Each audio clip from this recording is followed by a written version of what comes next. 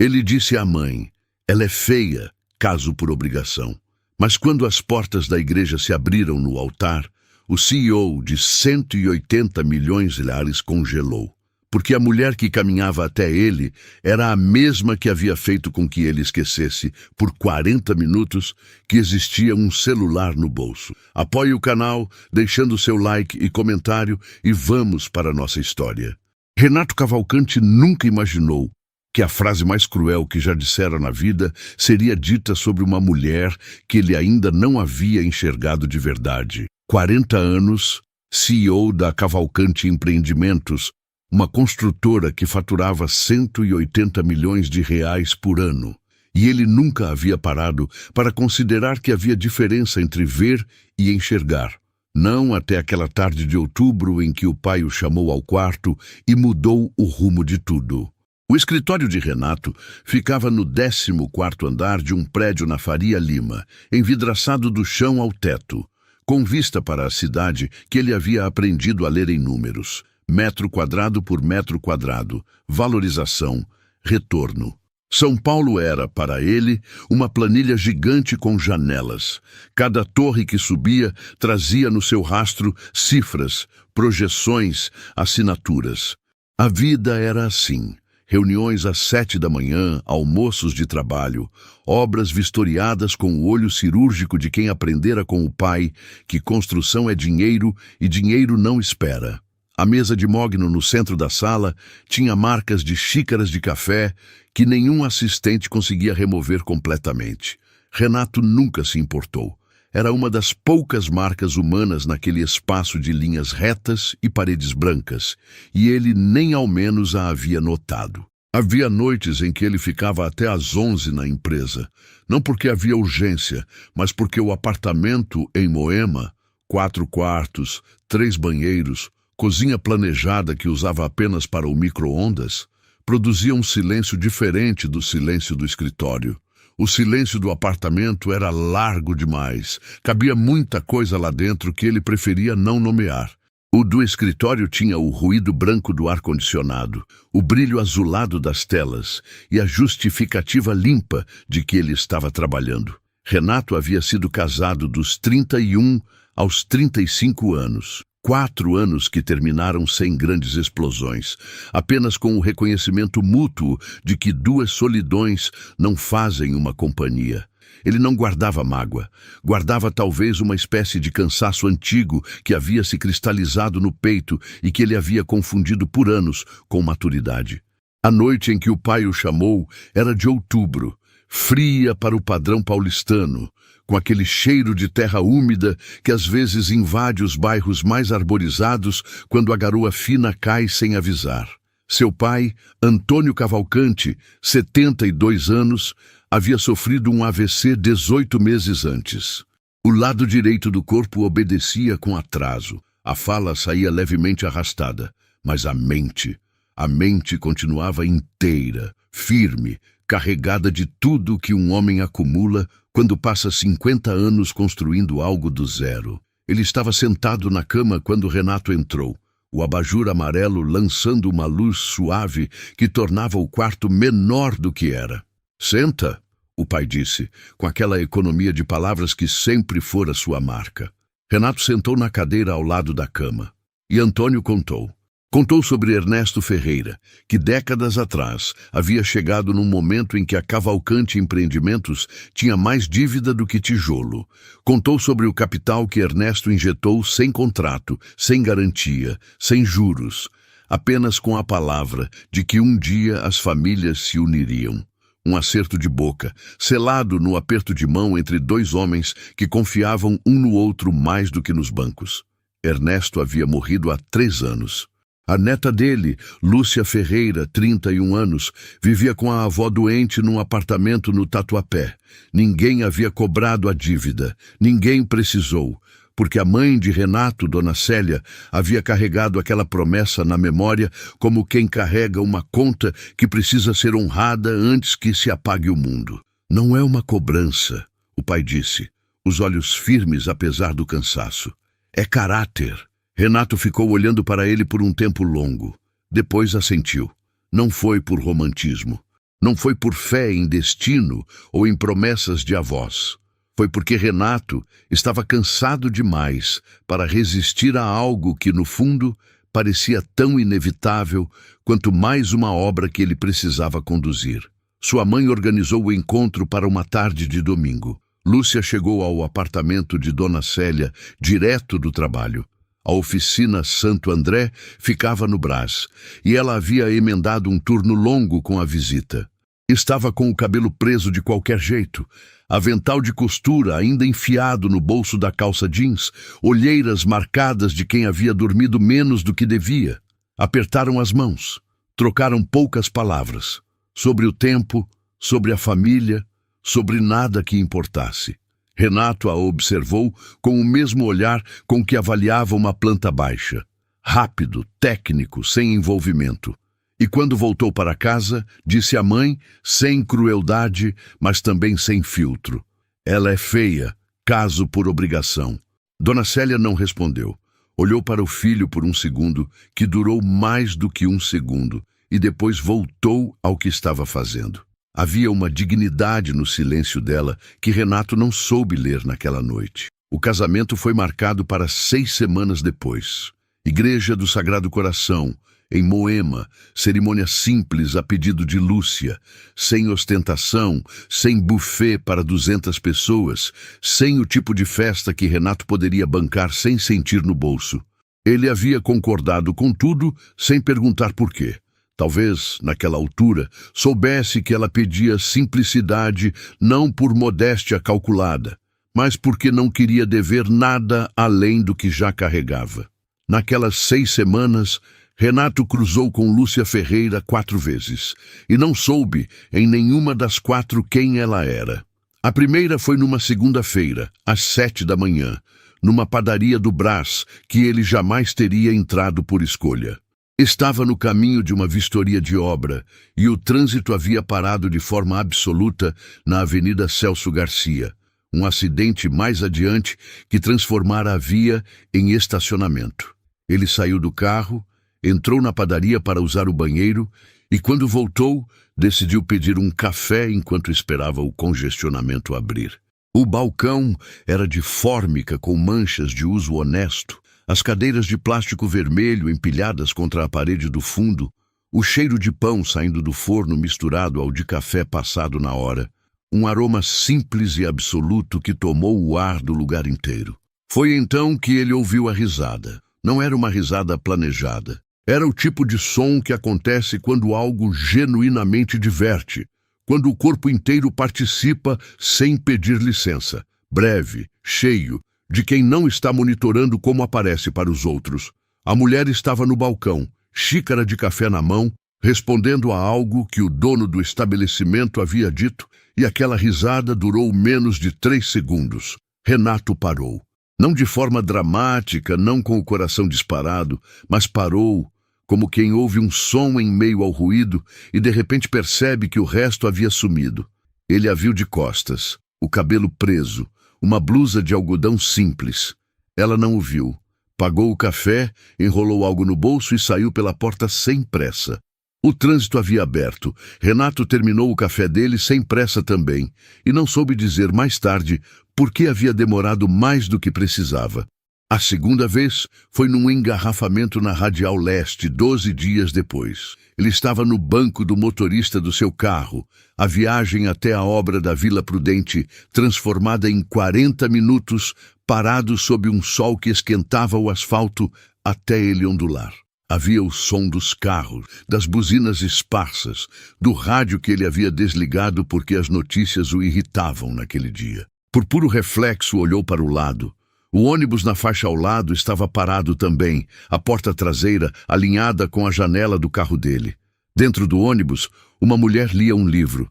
Não lia da forma distraída como se lê quando se está esperando por outra coisa.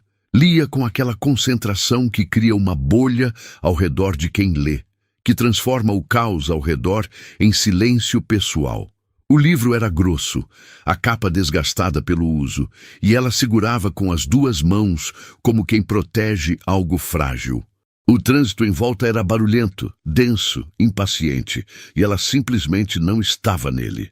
Renato ficou olhando por mais tempo do que deveria para alguém que olhava para uma estranha no ônibus. O engarrafamento abriu, os veículos se separaram, e ele ficou com aquela imagem que não soube nomear. Apenas uma mulher que havia encontrado como estar presente num lugar que exigia que se estivesse em outro. A terceira vez aconteceu numa tarde de quinta-feira, no final de novembro, numa calçada da rua Bresser, que Renato percorria a pé depois de estacionar o carro numa vaga a meia quadra do cartório, onde havia resolvido uma pendência de escritura. Ele ouvia o som da cidade com aquela distância habitual, o barulho de São Paulo como pano de fundo constante, como o chiado de uma televisão ligada num quarto vazio. Foi o movimento que o chamou primeiro. Uma figura agachada na calçada, inclinada sobre outra figura menor, e a urgência contida nos gestos de quem está tentando ajudar sem assustar. Uma idosa havia tropeçado no rebaixo irregular da calçada e estava sentada no meio-fio, o joelho direito aberto, a expressão desorientada de quem não entende bem o que acabou de acontecer com o próprio corpo. A mulher, que havia parado para ajudá-la, segurava a senhora pelos ombros com firmeza. Não com o nervosismo de quem não sabe o que está fazendo, mas com a calma deliberada de quem sabe que calma é o que a outra pessoa precisa naquele momento. A senhora não levantou ainda, tá? Fica aqui comigo um segundo, ela dizia em voz baixa, enquanto com a outra mão procurava o celular no bolso. Renato parou. Não pensou. Desceu do meio-fio, se agachou do outro lado da idosa e perguntou com o que podia ajudar. A mulher olhou para ele, olhos escuros, a concentração de quem está gerenciando mais de uma coisa ao mesmo tempo, e disse que precisava de um carro para a UPA da Muca, que a senhora não devia caminhar com aquele joelho. Eu tenho carro, Renato disse. Era simples assim. Os dois ergueram a idosa com cuidado, um de cada lado, e a levaram até o veículo. Dentro do carro, o ar-condicionado fazia o som suave de sempre. A cidade passava pelas janelas, e a idosa murmurava que não queria dar trabalho para ninguém. Ao que a mulher respondeu, segurando a mão dela. A senhora não dá trabalho nenhum. Fica quieta e deixa a gente te levar. Na UPA, sentaram no corredor de espera lado a lado, enquanto a idosa era atendida. As cadeiras de plástico eram duras, a luz fluorescente cansativa, o cheiro de álcool e café frio misturados no ar da recepção. Havia uma televisão no alto da parede, transmitindo um programa que ninguém assistia. Renato percebeu, após alguns minutos, que não havia pegado o celular. Não havia verificado os e-mails, não havia aberto o aplicativo de mensagens, não havia feito aquele gesto automático de destrancar a tela para checar se havia alguma notificação urgente que provavelmente não era urgente. Ficou 40 minutos naquela cadeira sem fazer isso. Quando percebeu, estranhou a própria ausência do hábito. Eles conversaram. Não sobre nada importante, a princípio, sobre o estado das calçadas de São Paulo, sobre como a cidade tratava seus idosos, sobre a senhora que estava sendo atendida lá dentro. Ela disse que a mulher lembrava a avó dela, 78 anos, que morava com ela num apartamento de 38 metros quadrados no Tatuapé. Disse com naturalidade, sem constrangimento, sem o tipo de ressalva que as pessoas às vezes acrescentam quando falam de espaço pequeno na presença de desconhecidos. Ela tem osteoporose e teima em não usar a bengala. Ela acrescentou, com um sorriso que misturava exasperação e ternura em proporções iguais.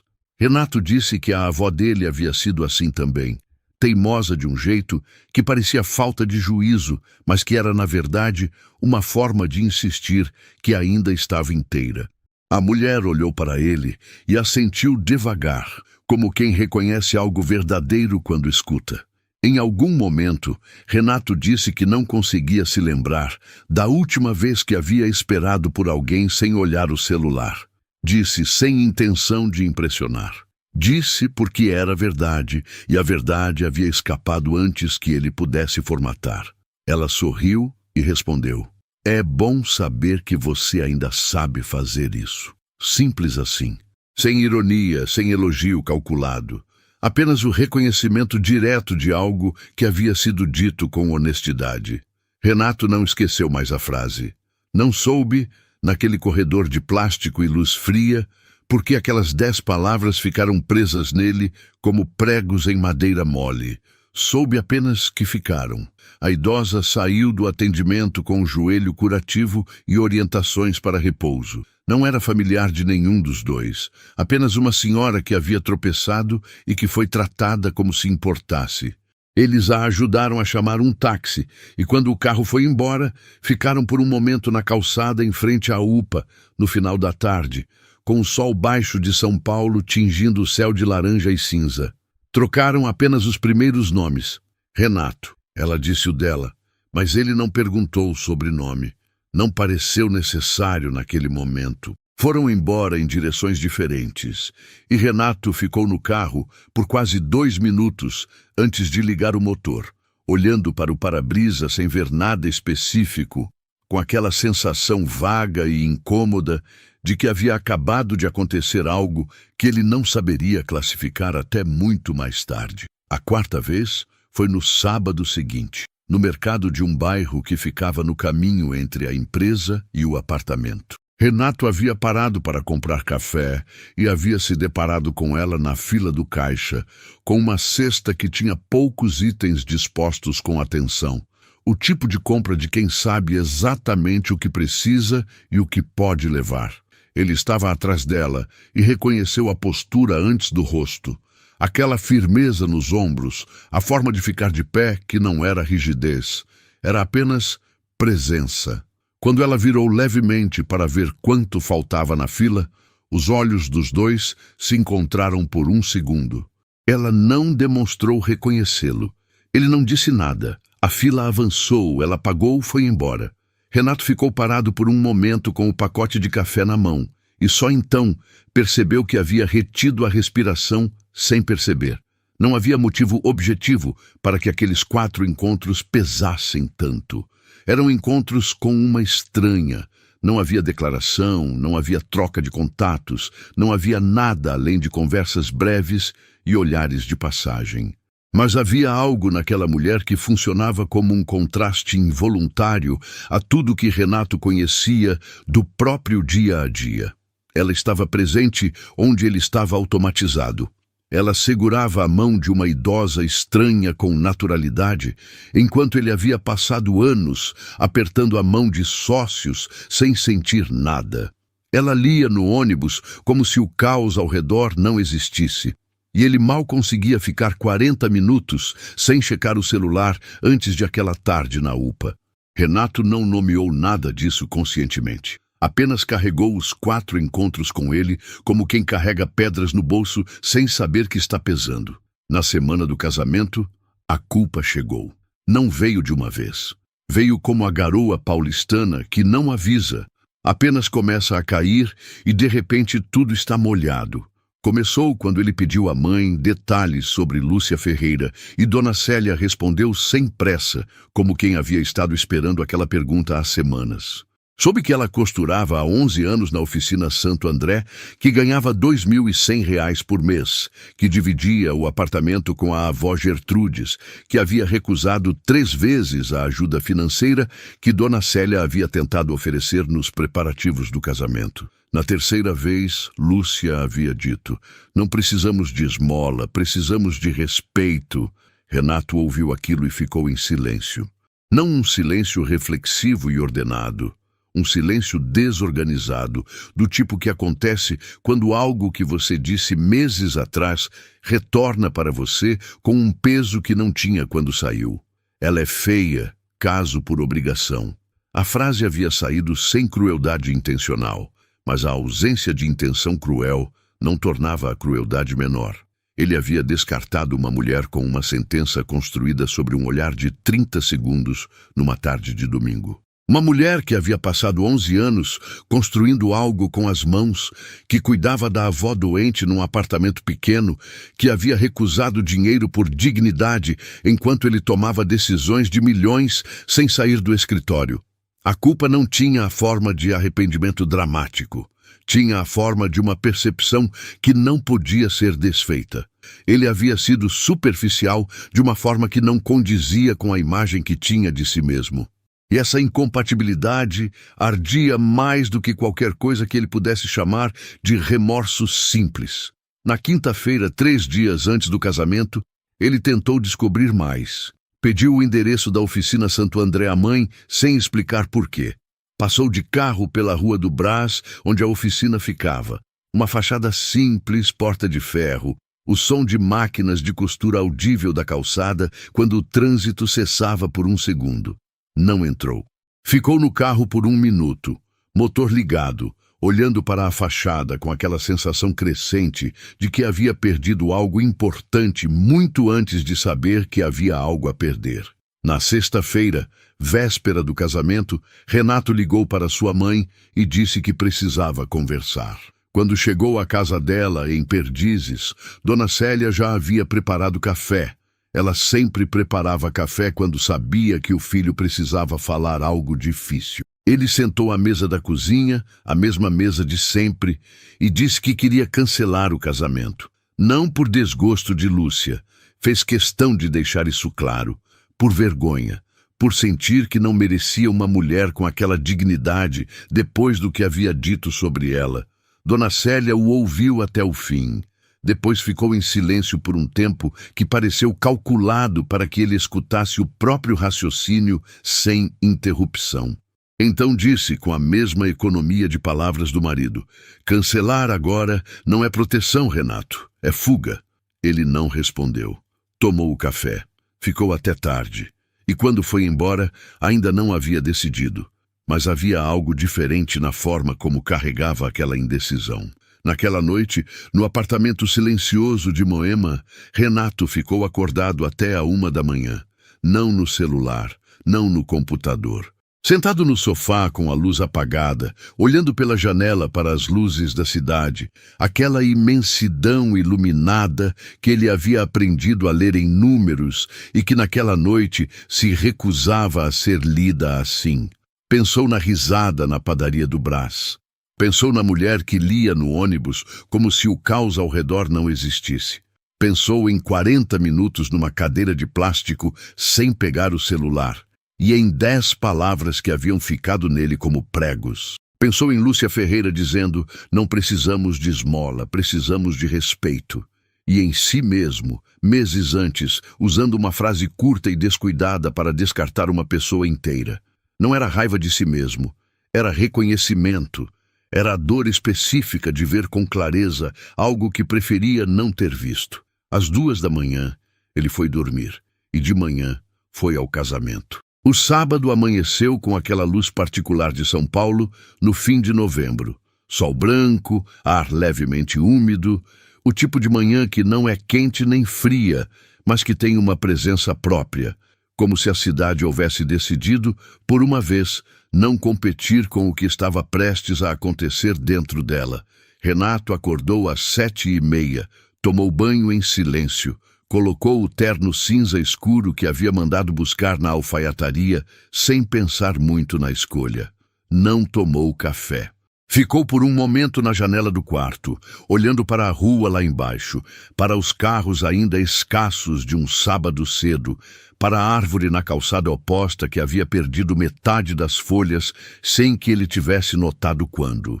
Às 9h15, saiu do apartamento. O porteiro do prédio disse bom dia com o sorriso de sempre e Renato respondeu. E percebeu, enquanto esperava o elevador da garagem, que havia respondido de verdade, não no automático. A igreja do Sagrado Coração ficava a 6 minutos de carro. Ele foi devagar, sem pressa, com a janela levemente aberta para o ar da manhã. São Paulo tinha esse dom às vezes, nas horas certas, de parecer quase quieta. Os bairros mais arborizados de Moema, com suas calçadas largas e seus jacarandás, que não tinham pressa nenhuma. Estacionou a 2 quarteirões de distância e foi a pé. Não por sentimentalismo, apenas porque havia tempo e porque o movimento das pernas em direção a algo parecia mais honesto do que chegar de carro como se fosse uma reunião. O coração batia no ritmo normal de alguém que estava com medo sem querer admitir que estava com medo. A igreja era de fachada discreta para os padrões do bairro. Pedra calcária, portal de madeira escura. os vitrais coloridos visíveis apenas por dentro. Havia poucas pessoas do lado de fora. A mãe de Renato, Dona Célia, de azul marinho, com aquela postura de quem carrega mais do que aparenta. Um primo de segundo grau que Renato mal conhecia. A advogada da família que fora convidada por afeto, não por protocolo. E duas mulheres que ele não reconheceu, mas que tinham o ar de conhecidas antigas. Talvez da vizinhança de Lúcia ou da oficina. A cerimônia era pequena como Lúcia havia pedido. Sem fotógrafo profissional, sem coral, sem tapete vermelho. Uma das poucas flores estava num vaso ao lado do altar. Orquídea branca, simples, escolhida por Dona Gertrudes, segundo a mãe de Renato havia comentado na véspera. Ele entrou. O padre, um homem de 60 e poucos anos com olhos pacientes, cumprimentou-o com aperto de mão firme e disse apenas que podiam começar quando todos estivessem prontos. Renato foi até o altar. Ficou de pé no lugar que lhe havia sido indicado, de frente para as portas fechadas da nave, com o leve chiado do silêncio de uma igreja pequena ao redor. O tipo de silêncio que amplifica os sons menores, o rangido de uma cadeira, a respiração controlada de alguém do lado de fora, o farfalhar discreto das roupas de quem se acomoda nos bancos. Havia talvez 12 pessoas sentadas. A luz da manhã entrava diagonal pelos vitrais e desenhava losangos coloridos no piso de pedra. E então a música começou. Não era um órgão majestoso, não era coral, era apenas um violão, tocado por alguém que Renato não conseguia ver do ângulo onde estava, com uma melodia simples e grave que preencheu o espaço da nave com a precisão de algo escolhido para aquele lugar específico. As portas da igreja se abriram. A luz da manhã entrou primeiro, densa, branca, transformando a abertura das portas num retângulo luminoso que por um segundo não deixava ver nada além de luz. Então a silhueta avançou dentro daquela luz, e Renato sentiu algo dentro do peito que não era batimento cardíaco, não era respiração, era uma parada. Como quando um relógio para e o silêncio repentino do tic-tac é mais ensurdecedor do que o próprio som havia sido. O vestido era de renda bege, não branco, uma escolha que Renato só compreenderia completamente mais tarde, quando soubesse que ela havia escolhido a cor deliberadamente, porque não queria mentir sobre o que aquela cerimônia era. Um começo, não uma fantasia. A renda tinha um trabalho miúdo, preciso, com padrões que se repetiam nos ombros e na barra, e havia algo naquela precisão que só quem havia feito aquilo com as próprias mãos poderia ter imprimido. Cada ponto havia sido dado à noite, depois dos turnos longos na oficina, com a luz do abajur no quarto pequeno do apartamento do Tatuapé, a avó Gertrudes dormindo no outro cômodo, com a respiração suave dos que dormem bem. 3 semanas de noites. Renato não sabia disso ainda, mas olhava para o vestido e sentia que havia algo nele que não se compra em loja. O cabelo estava solto, não arrumado com spray e grampos e aquela rigidez de noiva que parece mais uniforme do que escolha. Estava solto, simplesmente como havia sido em todas as outras vezes que ela havia passado pela vida de Renato sem que ele soubesse. Liso, escuro, caindo pelos ombros com a naturalidade de quem não precisou fingir ser outra para entrar numa igreja. E o rosto, sem maquiagem pesada, apenas os traços dela, com a mesma clareza de quando havia sorrido para ele no corredor da UPA, numa tarde de quinta-feira entre cadeiras de plástico e luz fluorescente. Renato congelou. Não foi uma reação pequena e interna que ele conseguiu esconder atrás da compostura de quem dirige uma empresa de 180 milhões de reais. Foi uma parada visível, uma rigidez nos ombros, as mãos que esfriaram de uma vez, como se o sangue houvesse decidido recuar para algum lugar mais seguro. O padre percebeu. Dona Célia, no primeiro banco, percebeu. E na sua direção havia algo que não era surpresa. Era confirmação. A mulher que havia descartado com 7 palavras numa noite de outubro era a mesma que havia feito com que ele esquecesse, por 40 minutos, que existia um celular no bolso. Ela avançava pela nave com passos medidos, o buquê pequeno na altura do cinto, orquídeas brancas como a do altar, o mesmo gesto de Dona Gertrudes transposto em flores. Não havia ninguém ao lado dela para conduzi-la. Havia escolhido entrar sozinha, o que Renato só entenderia depois como uma declaração que ela não havia precisado fazer em voz alta. Ela chegava até o altar porque havia escolhido chegar, não porque havia sido conduzida. Cada passo era consciente. Cada passo dizia isso. Quando ela chegou ao altar e ficou de frente para ele, os olhos dos dois se encontraram e Lúcia Ferreira o reconheceu. Não foi um reconhecimento gradual. Foi imediato, um acendimento atrás dos olhos que durou menos de 1 segundo e que disse tudo sem dizer nada. O homem que havia ficado 40 minutos sentado ao lado dela numa cadeira de plástico enquanto esperavam uma estranha ser atendida. O homem que havia dito que não conseguia se lembrar da última vez que havia esperado por alguém sem olhar o celular. Era ele. Estava ali, no altar onde ela havia concordado em aparecer, não por ilusão, não por pressão, mas por uma decisão que havia tomado com os olhos abertos, honrar o que precisava ser honrado e depois ver o que acontecia.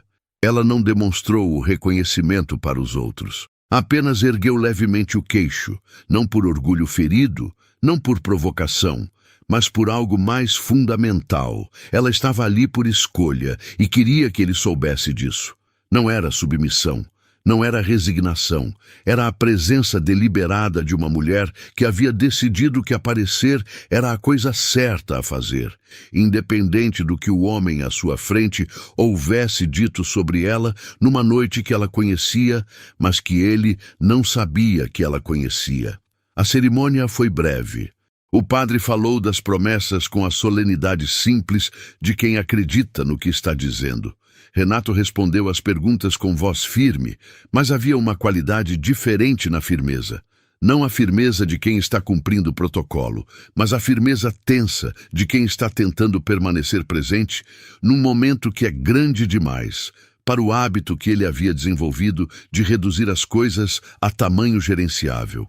Lúcia respondeu com clareza, olhos no padre, as mãos segurando o buquê pequeno com aquela mesma firmeza calma que havia segurado os ombros de uma idosa numa calçada da rua Bresser. Quando as alianças foram trocadas, simples, de ouro liso, sem pedras como ela havia pedido, Renato sentiu o metal frio na mão dela por 1 segundo antes de soltar. Ela não puxou a mão imediatamente. Ficaram um instante assim, o toque ainda presente, e ele não soube depois dizer se havia durado 2 ou 10 segundos, porque havia parado de medir o tempo da mesma forma que havia parado de medir outras coisas naquela manhã. Depois da cerimônia, enquanto os poucos convidados conversavam baixinho na nave e Dona Célia abraçava Dona Gertrudes, que havia chegado com dificuldade, mas havia insistido em estar ali, bengala e tudo, Renato pediu que ficassem a sós por um momento. Lúcia assentiu sem expressão legível. Foram para a sacristia, um cômodo pequeno ao lado do altar, com paredes de pedra e uma janela alta por onde entrava um retângulo de luz clara. Havia um banco de madeira escura ao longo de uma parede e uma mesa com um crucifixo de bronze. O cheiro era de cera antiga e pedra fria. Renato ficou de pé por um momento de costas para a janela, olhando para ela. Ela esperou. Não havia ansiedade naquele esperar. Havia a qualidade de quem tem tempo porque decidiu ter tempo. Eu disse uma coisa horrível sobre você, ele começou. Ela não fingiu surpresa. Não fingiu não saber. Eu sei, respondeu. Sua mãe me contou. O silêncio que veio depois durou o suficiente para que Renato sentisse o peso específico daquele silêncio. Não o silêncio vazio do apartamento em Moema, mas um silêncio cheio, com textura, com a presença de 2 pessoas que estavam escutando o que não estava sendo dito. Lá fora, as vozes dos convidados chegavam abafadas pela parede de pedra. O violão havia parado. Eu disse porque não tinha te visto ainda de verdade, ele disse. As palavras saíam devagar, sem a fluência de quem havia preparado um discurso. Eram as palavras de quem está formulando enquanto fala, e a imperfeição daquilo era a única coisa que as tornava acreditáveis. E que desde que te vi, de verdade, não consigo parar de pensar. Fez uma pausa. Eu não esperava te reconhecer hoje. Não sabia que você era você. As 4 vezes que cruzei com você, não sabia. Lúcia o estudou por um momento. Havia uma atenção no olhar dela que ele havia notado pela primeira vez na calçada da rua Bresser. O tipo de atenção que não avalia para julgar, mas para entender. Eu sabia que você não sabia, ela disse por fim. Achei que era melhor assim. Por quê? Ela considerou antes de responder. Porque se você soubesse, cada encontro teria sido sobre nós, sobre o acordo, sobre o casamento. Uma pausa pequena. Do jeito que foi, você me viu do jeito que eu sou, quando não estou sendo vista. Renato ficou olhando para ela. Havia algo naquela frase que chegou mais fundo do que ele estava preparado para receber. A consciência de que ela havia carregado aquele conhecimento pelas semanas todas, que havia estado presente em cada um daqueles encontros, sabendo quem ele era, e havia escolhido não revelar, não para manipular, mas para que alguma coisa pudesse ser genuína antes que tudo virasse protocolo. Sentiu algo apertar no peito com uma intensidade que não era dor, era reconhecimento. Era a sensação específica de estar diante de alguém que havia sido mais cuidadosa com a possibilidade de conexão do que ele havia sido com a pessoa inteira. Você merecia saber o que eu disse, ele disse, e eu precisava dizer que foi errado. Não por você ter provado nada, você não me devia nenhuma prova, mas porque eu precisava ouvir a mim mesmo dizendo. Ela não respondeu imediatamente. Ficou olhando para ele com aquela atenção que não pressa, e quando falou, foi com uma voz tranquila que não era frieza. Era a calma de quem sabe o que quer dizer. Então vamos começar daqui. Uma pausa. Não da promessa dos nossos avós, não do casamento de hoje. Daqui, me conhecendo de verdade. Renato assentiu devagar. Havia algo naquele assentimento que era diferente dos assentimentos que ele havia dado a vida inteira em reuniões e negociações e arranjos. Havia escolha nele. Não a escolha do cansaço, que concorda para encerrar, mas a escolha de quem viu uma direção e decidiu ir. Os meses que vieram depois não foram suaves do começo ao fim. Foram do tipo que exige atenção constante, como uma planta que precisa de água todos os dias e morre se você confunde cuidado com intensidade. Renato havia aprendido durante 40 anos que os problemas grandes se resolvem com decisões grandes, que o tamanho da solução precisa corresponder ao tamanho do desafio. O que Lúcia foi ensinando sem usar essa palavra, sem montar nenhuma aula, foi que algumas coisas não se resolvem, se constroem, tijolo por tijolo, dia por dia, com a mesma paciência que ela havia aplicado a cada ponto do vestido de renda bege nas noites de novembro. Renato, que havia passado a vida inteira no negócio de construção, demorou algumas semanas para entender a ironia de que nunca havia aprendido isso de verdade. Os primeiros dias foram estranhos com a estranheza honesta das coisas que não fingem ser o que não são. Eles não tinham a intimidade fabricada dos casais que precisam performar felicidade para uma plateia. A cerimônia havia sido pequena demais para criar aquela pressão, e o apartamento de Moema, onde Lúcia chegou, com 2 malas e uma caixa de livros, era grande demais para que a proximidade fosse forçada. Ela ocupou o quarto de hóspedes no primeiro mês. Não por acordo formal, não por protocolo, simplesmente porque os dois, sem precisar discutir, entenderam que havia um ritmo para as coisas e que apressar não era o mesmo que avançar. Renato não insistiu. Essa ausência de insistência foi, ela disse muito depois, a primeira coisa que o fez ganhar crédito real junto a ela. Ela continuou indo à oficina Santo André todas as manhãs. Saía às 6h40, pegava o metrô na estação Eucaliptus, trocava na Sé e desembarcava no Brás às 7h20. Renato descobriu isso não porque ela o havia contado. Descobriu porque numa segunda-feira acordou mais cedo que o habitual e a encontrou na cozinha às 6h25, tomando café de pé, o casaco no braço, a bolsa no ombro, os cabelos ainda levemente úmidos do banho. Havia algo na visão daquela mulher de pé na sua cozinha de manhã cedo, a cozinha planejada que ele usava apenas para o micro-ondas, que o fez parar na soleira da porta sem dizer nada por um segundo. Ela o viu, disse bom dia com naturalidade, perguntou se queria café. Ele disse que queria. Tomaram café juntos em silêncio por 10 minutos antes que ela fosse embora. E aquele silêncio foi diferente de qualquer silêncio que ele havia habitado no apartamento até então. Não era o silêncio largo demais, que cabia muita coisa que ele preferia não nomear. Era um silêncio com companhia. 2 semanas depois, numa terça-feira de chuva fina, Renato saiu mais cedo do escritório sem avisar a ninguém e foi até o metrô. Pegou a linha 3 até o Brás. Saiu na estação e caminhou pela rua da oficina Santo André com o guarda-chuva aberto, o terno encharcando abaixo do joelho porque o vento jogava a chuva diagonal.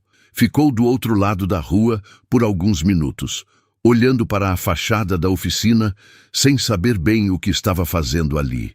Não entrou, não a chamou. Apenas ficou olhando para aquele lugar que ela havia construído com 11 anos de turnos longos e R$2.100 por mês, e sentiu o peso específico de tudo que havia descartado com uma frase numa tarde de domingo. Depois foi embora. Naquela noite, quando ela voltou, ele disse que havia passado pelo Brás. Ela o olhou por um segundo. Depois disse, e então? Com aquela forma dela de perguntar que não era interrogatório, era convite. É um bom lugar, ele disse. Ela sorriu. O sorriso pequeno e genuíno que ele havia começado a reconhecer como o mais verdadeiro que ela tinha. Havia uma questão que precisou ser dita em voz alta antes que pudesse ser atravessada. Veio numa noite de dezembro, 3 semanas depois do casamento, quando estavam sentados na varanda do apartamento com o skyline de São Paulo à frente.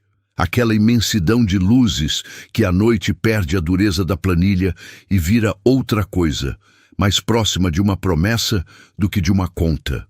Lúcia havia trazido chá. Ela bebia chá à noite, sem cerimônia, numa caneca de cerâmica azul que havia chegado na caixa de pertences dela e que ocupava agora o segundo prateleiro da cozinha com a autoridade silenciosa das coisas que pertencem a um lugar. Renato tinha um copo d'água. Ficaram em silêncio por um tempo, olhando para as luzes, e então ela disse sem preâmbulo, o que você esperava que eu fosse? Não era uma pergunta com ponto de interrogação. Era uma afirmação que pedia resposta. Renato ficou com ela por um momento antes de falar. Não esperava nada, disse por fim, porque não olhei direito. Ela assentiu devagar. E agora? Dessa vez, era pergunta de verdade. Ele pensou com cuidado. Não o cuidado de quem escolhe as palavras para impressionar, mas de quem escolhe porque a honestidade exige precisão. Agora eu vejo alguém que foi mais cuidadosa com a possibilidade de nos conhecermos do que eu fui com você inteira, e que ainda apareceu. Uma pausa. Não sei se mereço isso ainda, mas estou aqui para tentar. Lúcia ficou olhando para ele por um tempo longo. Depois olhou para as luzes da cidade. Minha avó me disse uma coisa quando eu disse que ia aparecer no casamento, mesmo sabendo o que você tinha dito. Ela disse, gente que nunca errou é gente que nunca arriscou nada, mas gente que erra e não enxerga é gente que vai errar de novo. Uma pausa pequena, o chá esquentando as mãos dela através da cerâmica azul. Eu fui ao casamento porque achei que você podia ser do segundo tipo, que podia enxergar. Não havia concessão fácil naquilo, havia avaliação. E Renato entendeu que aquela frase não era o fim de uma conversa.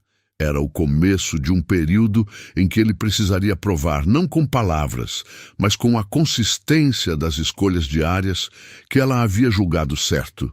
Janeiro chegou com o calor pesado de São Paulo, que faz o asfalto soltar um vapor que você quase pode ver. Renato começou a pegar o metrô às sextas-feiras. Não para impressionar, não para fazer gesto simbólico. Começou porque, numa sexta-feira, Lúcia havia dito que o metrô na hora do rush era uma das coisas mais honestas de São Paulo, que ali todo mundo era igual, porque o espaço forçava a igualdade.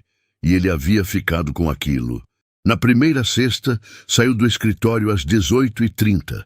Desceu pela Faria Lima até a estação, entrou na plataforma com aquela massa humana que a cidade inteira parecia ter decidido mover ao mesmo tempo. Era barulhento, quente, sem espaço para o tipo de distância que ele havia passado anos comprando com metro quadrado. Ficou na vagão, sem segurar no apoio por descuido, e quase caiu quando o trem freou. Um homem ao lado dele, de macacão de obra, segurou seu braço por um reflexo. Firmeza, o homem disse, sem virar o rosto, com a naturalidade de quem ajuda porque é o que se faz. Renato disse obrigado. Saiu na estação da Sé, trocou de linha, chegou ao Brás. Esperou Lúcia na saída da oficina. Ela o viu e parou. De metrô? Ela disse. De metrô? Ele confirmou. Ela não fez mais comentário. Mas andaram de volta para casa lado a lado, e havia algo diferente naquele caminhar. O tipo de diferença que não tem nome específico, mas que os dois reconheceram ao mesmo tempo. Dona Gertrudes foi uma personagem central daqueles meses, de uma forma que nenhum dos dois havia antecipado.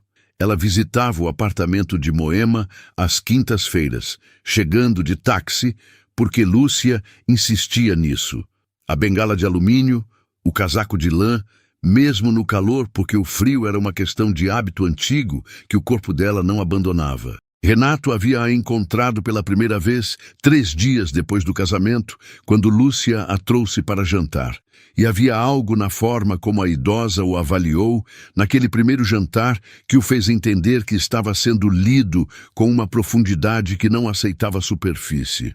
Dona Gertrudes não fez perguntas difíceis, fez perguntas simples sobre coisas concretas, sobre o trabalho, sobre a cidade, sobre o que ele gostava de comer. Mas havia uma atenção nos olhos dela que transformava cada resposta em informação real. No final da noite, quando Lúcia foi à cozinha, ela disse para Renato, sem rodeios, com a voz levemente rouca dos 78 anos: "Você tem cara de homem que aprendeu tarde, mas aprende." Era a coisa mais próxima de uma bênção que ele receberia daquela mulher, e ele soube disso. Fevereiro trouxe uma crise que não era narrativa. Era prática, concreta, do tipo que não tem simbolismo, mas tem peso real. A oficina Santo André recebeu uma notificação do proprietário do imóvel. O aluguel subiria 42% em março, ou o contrato seria encerrado. 11 costureiras, 11 empregos. Uma estrutura construída ao longo de anos que poderia ser desmontada por uma decisão de especulação imobiliária no Brás. Lúcia chegou em casa naquela noite com aquela quietude específica que Renato havia aprendido a reconhecer como o estado dela quando estava carregando algo pesado sem querer transferir o peso. Ele perguntou. Ela contou. Ficou em silêncio depois de contar, olhando para a mesa, e havia naquele silêncio a história de 11 anos, construídos à custa de pouco dinheiro e muita presença. Renato ficou quieto por um momento. Depois perguntou se podia ver o contrato. Ela o olhou com aquela atenção que pesava sem ser pesada. "Não quero que você resolva", ela disse. "Quero que você ouça." Ele assentiu. "Ouvi", ele disse, "e quero ajudar, não resolver no seu lugar. Mas você não precisa fazer isso sozinha se não quer." Havia uma distinção real naquilo, e ela reconheceu a distinção. Ficaram até a meia-noite na mesa da cozinha, os dois, com o contrato aberto, uma caneta, 2 copos de água. Renato conhecia o mercado imobiliário do Brás. Havia avaliado imóveis naquela região anos antes para projetos que nunca saíram do papel. Conversaram como 2 adultos que trazem conhecimentos diferentes para um problema comum. Não foi ele salvando, não foi ela resistindo, foi os dois trabalhando. No final, havia um caminho possível, um imóvel vizinho com aluguel menor, cujas condições Renato conhecia e que Lúcia poderia negociar com a proprietária com uma carta de garantia que ele poderia assinar sem que isso significasse dívida ou dependência. Uma garantia não é uma esmola, ele disse com cuidado. É o que eu posso oferecer com o que tenho. Ela ficou em silêncio. Depois disse, deixa eu pensar até amanhã. Na manhã seguinte disse que sim. A oficina se mudou em março para um galpão a 2 ruas de distância, um pouco maior, com melhor ventilação e uma janela que dava para um jardim de uma escola municipal. As 11 costureiras continuaram. Lúcia não agradeceu com palavras elaboradas. Agradeceu chegando em casa numa quinta-feira com um pote de doce de leite feito pela avó Gertrudes e dizendo que a avó havia mandado para ele especificamente. Renato abriu o pote ainda na cozinha, provou com a colher e sentiu aquele sabor, caseiro, denso, sem pressa, com uma gratidão que não cabia inteiramente no gesto, mas que cabia perfeitamente no momento. Era tudo. Março foi o mês em que as coisas mudaram de forma que ele não soube nomear no dia em que aconteceu, mas que reconheceu depois como o ponto em que algo havia solidificado. Não foi um único momento. Foi uma coleção de manhãs com café, de silêncios na varanda, de jantares onde Dona Gertrudes contava histórias do interior de Minas com uma riqueza de detalhe que fazia a cidade inteira parecer pequena, de noites onde Lúcia costurava na sala e Renato lia ou trabalhava no sofá, e havia uma paz naquele compartilhar do mesmo espaço que era completamente nova para ele. Havia presença naquilo. Não a presença performática de quem demonstra atenção. A presença real de 2 corpos, habituando-se ao ritmo um do outro, aprendendo que o silêncio do outro não é ausência, é outra forma de estar. Numa tarde de sábado de abril, Renato estava numa obra em Pinheiros, quando recebeu uma mensagem de Lúcia, dizendo que a avó havia passado mal. Nada grave, uma queda de pressão, mas Dona Gertrudes estava no pronto-socorro do Hospital das Clínicas e ela estava esperando sozinha no corredor. Ele estava no 12º andar de uma estrutura em construção, capacete na cabeça, em meio a uma reunião com o engenheiro responsável sobre um problema de fundação que havia levado 3 semanas para ser diagnosticado. Disse ao engenheiro que precisariam remarcar. O homem começou a listar os custos de atraso. Renato o ouviu por exatamente 10 segundos e disse, eu sei, remarque para segunda. Desceu, pegou o carro. Chegou ao Hospital das Clínicas em 22 minutos, num trânsito que não colaborou e que ele não se lembrou depois de ter sentido como obstáculo. Lúcia estava sentada num corredor de espera, o casaco no colo, o celular na mão, mas a tela apagada. Quando o viu dobrar o corredor, não disse nada. Apenas abriu levemente os ombros, como quem desafrouxa um peso que havia estado segurando sozinha. Ele sentou ao lado dela, perguntou como estava a avó. Ela disse que estava sendo avaliada, que o médico havia dito que provavelmente era o calor associado ao remédio de pressão. Renato assentiu. Pegou a mão dela. Ela não puxou. Ficaram assim por 50 minutos, até o médico sair com o laudo.